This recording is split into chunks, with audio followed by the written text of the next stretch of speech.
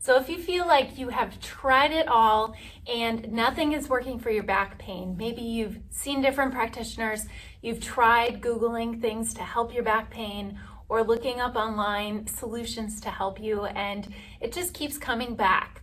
Well, if you have ever heard of Pilates or even considered doing it, today you're going to want to watch this video because I know how frustrating back pain can be, and I'm going to show you 6 simple exercises that you can do that are Pilates-based exercises with little equipment, if any at all, and we are going to come up with a strategy together to help your back pain feel better. So in this video, I'm going to share with you the top 6 exercises that I use with my own clients to help them solve their back pain and keep it away for good. And like I said, if they're done consistently and over time, this can make a huge difference, especially for people when the back pain comes and goes, or maybe you had a bad bout of it and you don't want it to come back again. Well, keep watching this video and you're going to learn what you can work on in a consistent manner. So please note, if you are having any pain down your legs, any radiating pain, any changes in bowel or bladder function, or anything that seems really out of the ordinary and these exercises make it feel worse, then you definitely want to hold off and see your doctor first. Pilates is so helpful for so many reasons, and when you're working on the core muscles, that's that deepest layer of your abdominal muscles, your diaphragm that has to do with your breathing, your back muscles that stabilize around your spine, and even your pelvic floor muscles that are those lower muscles at the bottom of your pelvis. They all need to work together and function together to help support and stabilize your spine. And this can be a game changer.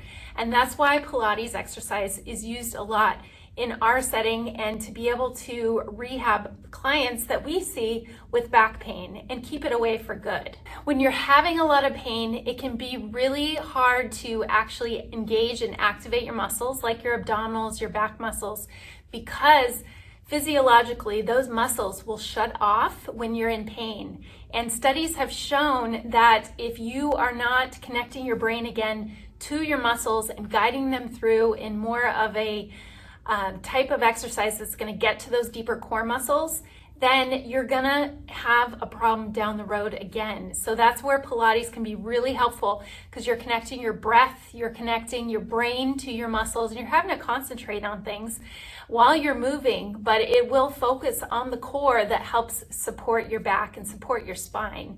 That's why it can be very helpful as well for any pelvic floor issues like bladder problems or having any pelvic pain, lower back pain, and really support that whole area of the pelvis and the lower back.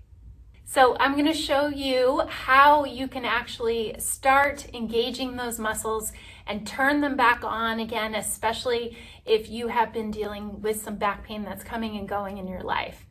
So first step, we're going to work on number 1. The first exercise is a breathing exercise, and breathing is very underrated, but like I mentioned, the diaphragm is that top part of your core muscles. And so we're going to work on the breathing in a couple different ways. And if you've ever heard of diaphragmatic breathing, it can actually help to engage your muscles again and calm pain down. So we're going to start in a sitting position, and I am here in our Pilates studio on a nice comfy mat. But you want to sit with your legs crossed if you can get in that position. If you can't, you just want to sit in a chair. That's totally fine as well. You want to be comfortable. And you want to stack your spine up so you're sitting with your ribs right over your pelvis and really getting that elongation in your spine and thinking of staying up nice and tall. So from there, I'm going to place my hands around my rib cage, and you want to imagine that you're breathing, inhaling into your hands, and then exhaling, you're blowing out from there. Out, in through the nose, out through the mouth is how I instruct breathing. And you want to think of your ribs opening and closing, kind of like an umbrella opening and closing. And this can be very common for people to think of breathing up through their chest and through their upper body when they're in pain. So we want to get these muscles down here to engage again by working on some rib cage breathing. So that's one of the first principles in a Pilates exercise, is learning how to breathe through your ribs. So we're gonna start there, and you're gonna do about 10 deep breaths in and out.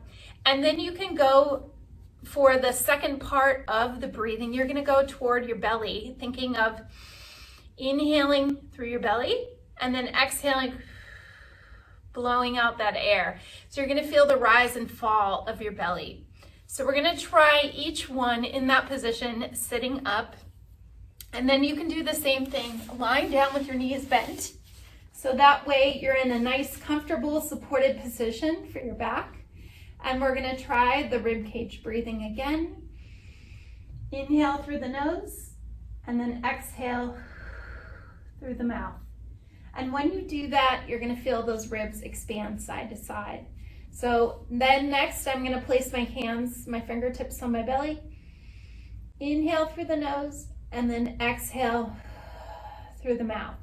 So this is actually one of the most important exercises, because you want to make sure that you are breathing properly, engaging the top part of the core, which is your diaphragm. So breathing is number one. Okay, number two, we're gonna stay in that lying down position, and we're going to work on actually using the breathing with your abdominal muscles. So here's where we really get into the core and start activating. So your number two exercise is breathing with a leg extending out. So I'm going to show you what that looks like. So we're going to start with that belly breathing again, and you're going to take an inhale through your nose and exhale as you extend one leg, and you're going to straighten it out. At the same time, you're going to engage those lower belly muscles, and then you'll inhale it back in, and then take the other leg, extend it out, and engage those lower belly muscles, like you're pulling your navel in toward your spine just a tad. Just enough that you are able to still breathe, you're able to still talk. But I like to take an inhale before I move, and then exhale as I extend the leg out. While I engage those muscles, you're exhaling through those lower abdominal muscles, I like to say.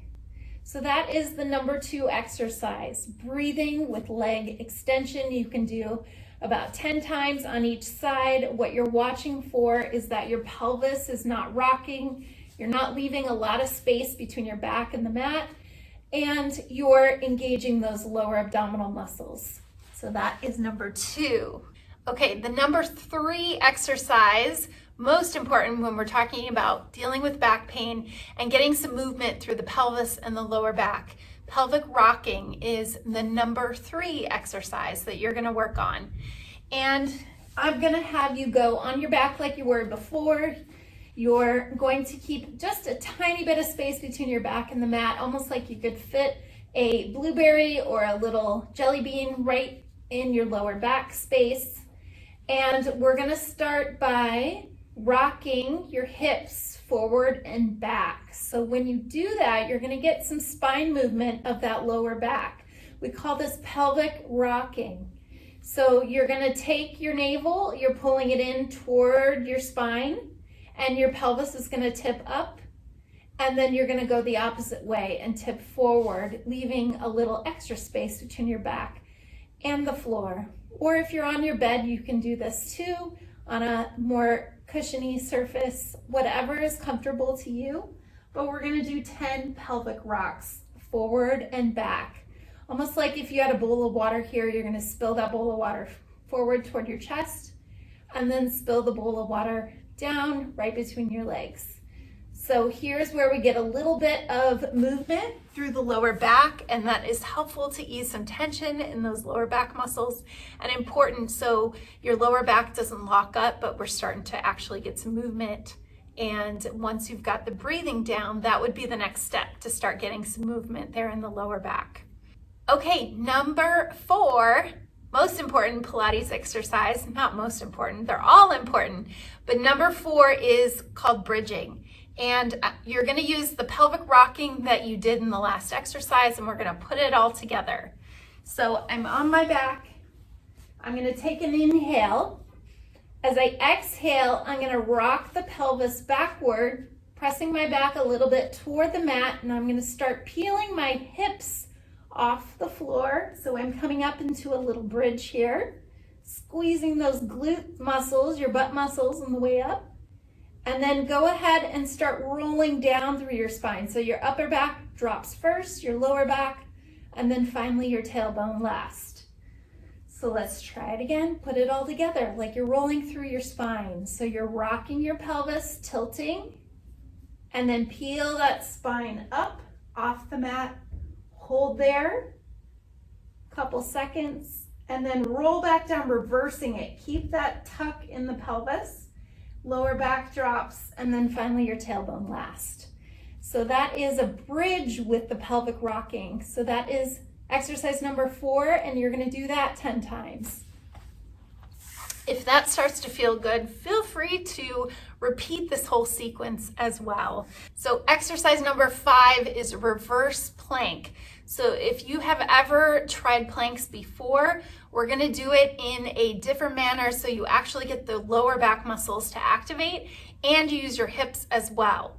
If you have any wrist problems and this bothers you, then you may want to skip on to the next exercise, but I'm going to demonstrate what this looks like. So I have my hands here behind me. I'm going to take that inhale, and we're going to do a modified version first. So I'm inhaling, and then as I exhale, I'm going to lift my hips up until my pelvis is in line with my knees, and then I'm going to come back down here. So this is a modified reverse plank where my knees are bent. We can make this more difficult if you feel like that is not very challenging and you want to do a little more difficult. You can straighten out the legs so it looks like more of a true plank. So I'm going to inhale first, and as I exhale, I'm going to lift my hips up, squeezing the glute muscles, and then inhaling back down. So I'm going to repeat this 5 to 10 times, and you will feel your muscles through your back work. So pain is different than actually getting your muscles to fire and activate. But this is helpful to get your spine, the little tiny muscles that stabilize your spine, to start getting those to activate and use your glutes at the same time. And then number 6, the final Pilates exercise that I'm going to go over today is called Mermaid. So Mermaid can be done on the Pilates reformer, which you see behind me. If you've ever worked on Pilates equipment, it's pretty amazing. These are Pilates mat exercises that I'm showing you. So we're going to do Mermaid, and you're going to come up to a sitting position. And what this exercise is going to do is start getting movement of the spine in different planes, different positions. So you're going to be elongating one side of your back and then elongating the other side. So we haven't done any lateral movements, but this one is going to incorporate more for flexibility and your breathing and control. So with my hips, I have one leg in front and one leg behind. And if you have trouble sitting like this, no problem. You can sit in a chair and do the same thing. And that way it might not be as restricting on your hips, or if it's hard for you to get in this position, then you need to watch one of my videos on how to do a piriformis stretch or a hip opening stretch, because some people have a hard time getting in this position and their hips may be tight and restricted, which also will cause some of the back pain. If your hips are not mobile, that restriction will go into your lower back. So in this position, we're going to do the Mermaid exercise, and I'm sitting here over my sits bones. I'm going to stack my spine up nice and tall, and I'm going to place one hand on the ground. The other hand is going to come up, and you're going to arch up and over, going to the side, almost like if you were to round your spine like a C-shaped curve. Okay, almost like with this spine, you're gonna round your back like a C-shaped curve. So it's gonna look like this. We're trying to get more mobility to one side. And then you're gonna sit up nice and tall, and we're gonna come up and over, almost like you're stretching over a ball to your side. So I wanted to show you a visual using an actual spine so you can imagine what it looks like. So I have my hand on the ground. I'm going to repeat this again. You're coming up from the top of your head and curling over to the side. You're just holding I'll pause for a second or two and then bring it back. And then inhale, exhale, go over to the other side. So you can alternate this from side to side, and I like to switch the placement of my legs as well, so therefore it'll give you a deeper stretch when you go over to the same side where your leg is forward, because you'll get a bigger stretch of some of those muscles along your spine there. So there you have it, the top 6 Pilates exercises that I love to give my clients that are dealing with back pain, and a simple routine that you can follow that's Pilates-based mat exercises. So which one did you like the most? Which one provided you the most relief or felt like it was either the most challenging or it felt the best on your body? I would invite you to please put in the comments below. It really helps to get your feedback and hear from you what you're dealing with, and also which exercises you like the most. So subscribe if you want more about women's health topics, videos to help you through movement and guide you if you are dealing with any sort of ache or pain in your body.